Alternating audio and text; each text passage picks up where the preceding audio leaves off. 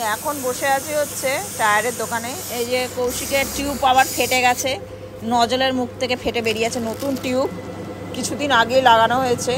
সব দোষ পড়েছে আমার, নাকি আমার জন্য হয়েছে? না না, তোমার জন্য কি করে হবে? এখন লাগলো 300 টাকা চুনা লাগলো, আমাকে একটা টিউব কিনতে হলো নতুন। আমি বাইকটা নিয়ে নর্মালি সারাদিন একা একা এদিক ওদিক যাই, ঘুরি ফিরি, আমার কিচ্ছু হয় না। কালকে 3 জনে মিলে বেরিয়েছি, তুমিও চেপেছো, তোমার মেয়ে চেপেছে, 2 জনে মিলে চেপেছে, মানে আমার মেয়ে চেপেছে। দোকানে এলাম, দোকানদার বললো কালকে ওভারওয়েটের জন্য টিউবের নজেল থেকে খুলে চলে গেছে।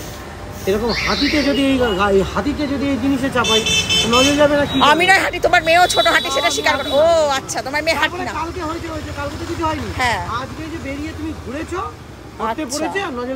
আর এই টাকাটা আমার কাছ থেকে নিল, সেটা তো বললে না। 300 টাকাটা আমি দিলাম। 300 টাকা না, 280 টাকা দিয়েছি, 2 টাকা কম রিকোয়েস্ট করে কম নিয়েছে। 100 টাকা আমি পেতাম, 180 টাকা তুমি দিয়েছো। আরে বাবা, এরকম ধরনের হাজবেন্ড কারোর আছে? এই একজন।